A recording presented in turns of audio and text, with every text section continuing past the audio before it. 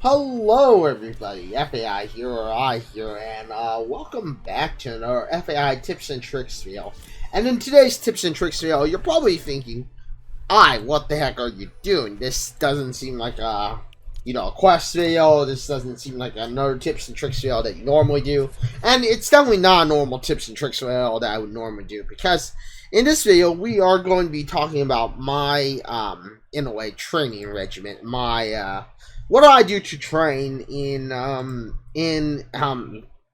Fortnite? And I, of course, do this every day. And because I do this every day, this basically means that I basically have, at least for the last few months, I've basically been able to, continually, at least somewhat improve in the game.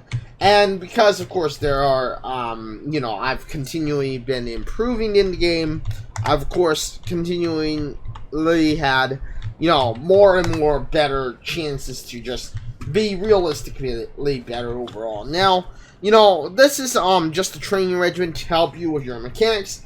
At the end of the day, there's no way you will be, better just by playing in these creative modes. But if you do these creative modes every day as a warm-up, you should get better mechanically.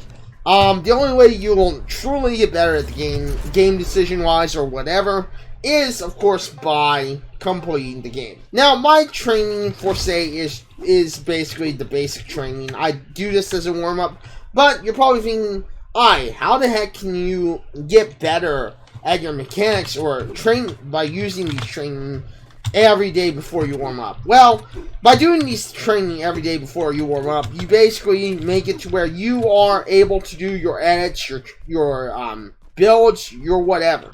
Now, some people would say you should do this by time training and by having a certain amount of time set aside for training in this way, but in my opinion, you're never going to improve mechanically if you put time on your regimen. In my opinion, you've got to be able to repeat these steps multiple times.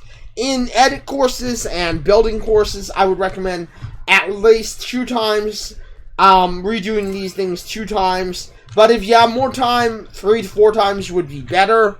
But at the end of the day, it's up to you to realistically choose how you are going to do this. Now, again, repeatable actions. Now, in this case, I'm only going to do it once. But in my opinion, I would say if you have the time to do these things over and over and over again, 3 to 4 times will help you improve the best.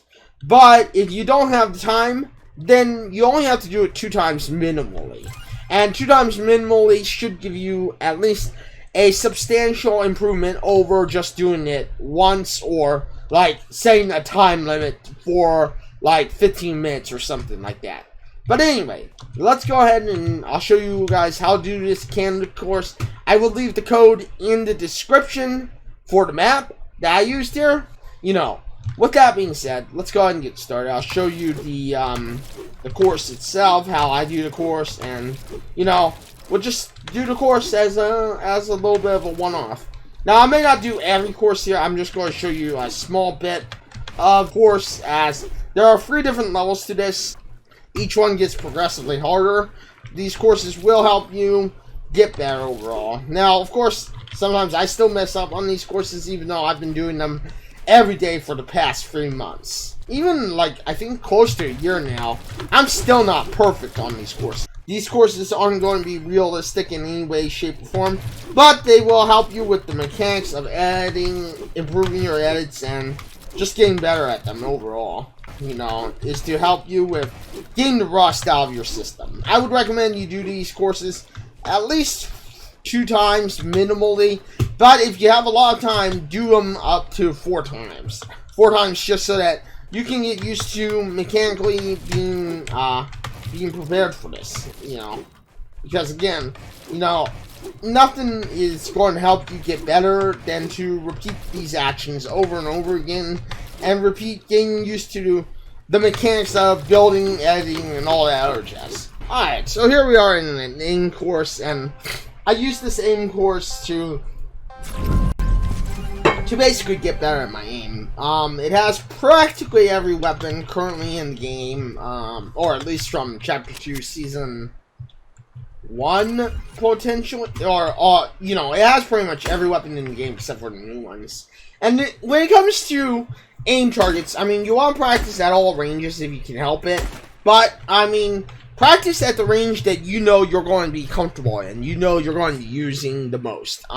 Practice in the range that you know you will be, most likely using when you are, going to play. Now, obviously, when you are doing these aim courses, I would recommend you do at least 5 sets of hip fire practice, and then 3 to 4 sets of ADS practice. Why do I say hip fire practice? Well, with hip fire practice, it'll give you more chances to be more confident in shooting via hip fire. With ADS, of course, you're always going to be more confident with your ADS, but I want to make you confident in your hip fire.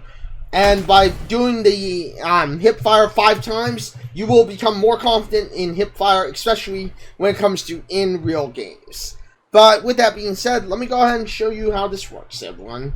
And I'm only going to do this once, but I would recommend, like I said, you do hip fire practice 5 times at close range, maybe 3 times at medium range, 3 times at hip fire practice, 3 times at long range, and then at close range, you do about 4 times ADS practice, maybe 2 times ADS practice, and then like 2 times ADS practice.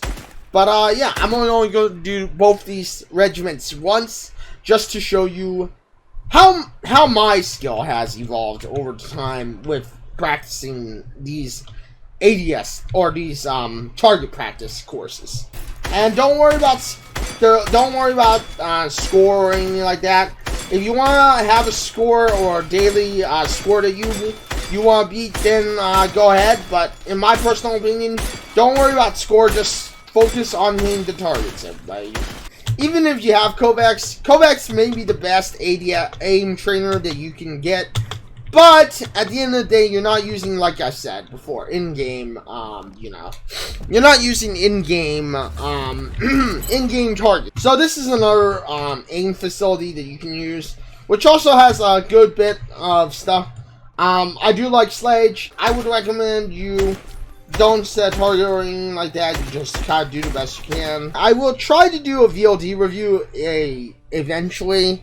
So that you can see my thoughts and the process that I go through when it comes to looking at mistakes my own mistakes and stuff like that. But anyway, with that being said, thank you everybody for joining me today on this video. Thank you for watching this video. Hopefully this video has helped you get a better understanding of why I train every day before I get started, even on Fortnite. But yeah, I would recommend you training every day yourself before you get started, just so that you have the best chance to realistically improve every day and get better every day. But yeah, with that being said, thank you everybody for joining me today on this video. Thank you for watching this video. I hope that this video has helped you get more excited to do training every day before you get started. And yeah, with that being said, I am live on Twitch at www.twitch.tv/FA_EYERI. You probably saw a plug somewhere in the video talking about subscribing, following my Twitch, liking the video. If we can get this video to 10 likes, that'd be amazing. I would love to see us get this video up to 10 likes. But yeah, with that being said, thank you everybody for joining me today on this video. Thank you for watching this video. And until the next one, everybody, once again, this is FAI signing out and saying farewell, everyone.